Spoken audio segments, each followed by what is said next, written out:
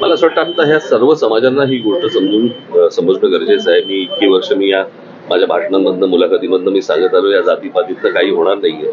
हे सगळे पुढारी हे जातीपातीमध्ये द्वेष पसरवून फक्त मतं हातात घेतील आणि बोळसटपणे हे मतं देतील देखील. पण हे त्यांच्या पुढच्या येणाऱ्या पिढ्या, म्हणजे मी काल तर ते एक कोणीतरी मला क्लिप पाठवली, त्याच्यामध्ये लहान लहान मुलं जातीवरनं बोलतात एकमेकांशी. आणि हे कधी बोललो होतो मी की हे सगळं शाळा कॉलेज पर्यंत जाणार हे प्रकरण, कळलं का? हे विष असं महाराष्ट्रामध्ये कधी नव्हतं. मला असं वाटतं हे जे जातीपातीचं विष घालवणारी जी लोक आहेत, महाराष्ट्राने यांना दूर ठेवलं पाहिजे. किती आवडलेलं काही असलं, की आवडता पक्ष असेल ना तर अजून आवडती व्यक्ती, पण असलं जर विष घालवणार असेल तर पुढच्या पिढ्यांनी कसं जगायचं, काय होणार महाराष्ट्राचं? आणि मी नेहमी सांगत आलो की जे उत्तर प्रदेश बिहारमध्ये ज्या प्रकारे सगळ्या गोष्टी सुरू आहेत तसं महाराष्ट्रात उद्या सुरू होईल. खून खराबही होतील याच्यावरनं.